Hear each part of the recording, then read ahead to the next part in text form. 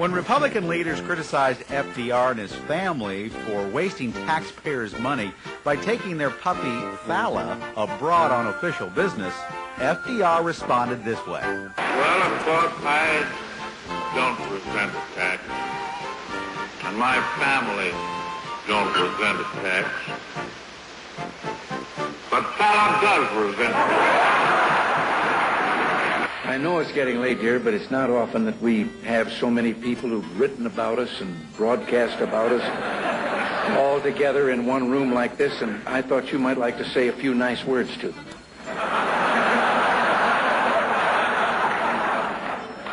They're all from the press and radio and television. Maybe just a friendly little greeting would do.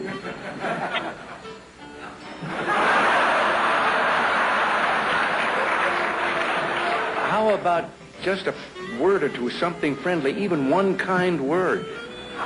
I'm thinking. During the primary campaign, you criticized Governor Reagan for what you called his voodoo economics. God, I wish I had said that. The chimpanzee who was flying in space took off at 10:08. He reports that everything is perfect and working well. Well, I've heard the expression, who wants to live 100 years? I can tell him for sure there's one man, that's the man that's 99. Now, I've been told that this is all off the record and that the cameras are all off. Is that right? Huh? I was told that because I've been waiting years to do this. Bill Clinton's foreign policy experience is pretty much confined to having had breakfast once at the International House of Pancakes. I hear these guys wringing their hands about everything being wrong with this country. I'm sorry, I just am all depressed. I want to switch over to see Jake and the Fat Man on CBS. President Washington began this tradition in 1790 after reminding the nation that the destiny of self-government and the preservation of the sacred fire of liberty is finally staked on the experiment entrusted to the hands of the American people. For our friends in the press who place a high premium on accuracy, let me say, I did not actually hear George Washington say that. It is, as you can imagine, a great pleasure for me to be here in this beautiful ballroom before this magnificent assembly on an evening when all thought of politics is banished and I can concentrate on what I do best, comedy. I like photographers. You don't ask questions. But self-control in this business is important, as I think all of you know. When you're sitting in your tank,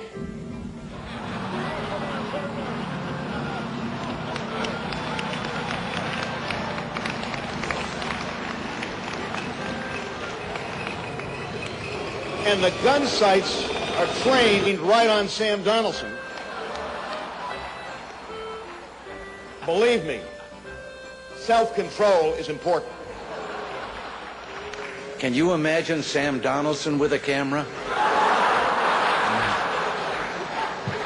As most of you would say, the thought makes me shudder.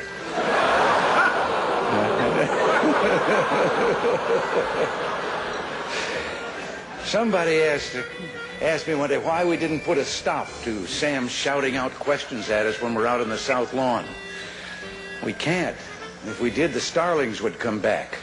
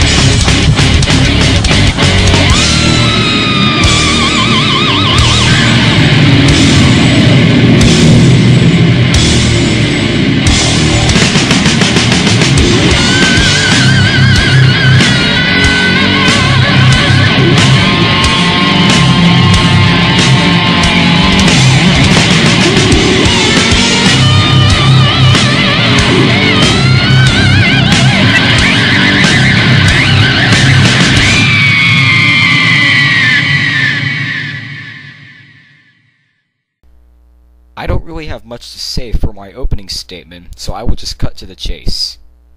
The opening that you just saw was meant to show you that no matter what happens to you, whether or not you're a bad boy or girl or whatever, if you do something that's stupid, or if you're not careful, then you'll either wind up hurt in the hospital or dead. That is all I have to say. So, now let's get on with the review. The episode opens to SpongeBob helping Sandy clean up her tree dome.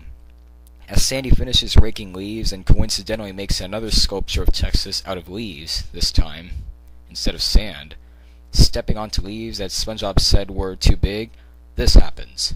We gotta get this stuff done before it's too late! What's the big rush anyway, Sandy? I told you, SpongeBob, I'm hibernating next week. Hibernating? What's that? It's when I go to sleep for the whole winter. Can I do that? No, silly. It's a mammalian thing. Sandy, you may not have noticed, but I is 100% mammal. Okay, creeping into slightly adult-like territory here. If you remember my Texas review, I said that Sandy saying, "You've been messing with a bull, now here come the horns," was the most sexually suggestive line of the entire episode. Well, now I must say that this right here is the most sexually suggestive line in the entire series. At least for now. If something in the future comes up, I will make a reference to this review. Anyway, as Sandy reminds herself that she can't burn carbs in her sleep, SpongeBob decides to spend all of his time with Sandy that he hasn't already sold to Mr. Cheapskate. After a few action sequences, SpongeBob has had enough, and has very artfully and skillfully hide under a rock. So after forcing the entire town to search for him, Sandy grows desperate and starts to take down buildings to find her future boyfriend. Now, before we move on, I would just like to point out one thing that bothers me about the last part of Act 2, right before Sandy starts obliterating Bikini Bottom. It actually appears as though we must be concerned about SpongeBob, supposedly because Sandy is putting SpongeBob at risk. I can't even explain in enough detail how much that isn't true, so I'll try to condense that reason a bit. First of all, Sandy's new behavior is not intrinsic, it's circumstantial. Like Confused Matthew said in his Incredibles review, the character's circumstances are causing them to act out in ways that they otherwise wouldn't. Sandy, in this case, is an animal that has been left in a cage all day. What she needs is a good outlet. And she wants a good outlet. She wants to act out in a positive way by going out for sports. Something she does every day on a daily basis anyway. But she just can't because, according to the laws of nature, Sandy must hibernate for the entire winter. As a result, because she has only merely a week left to stay awake, she takes this action to the extreme.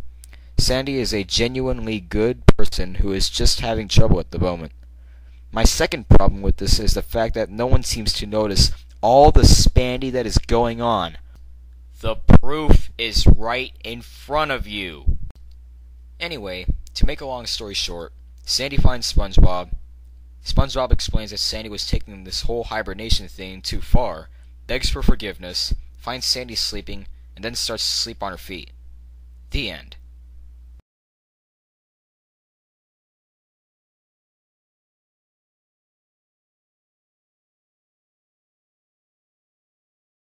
For the next 7 days, it's gonna be you, me, and these sweatpants.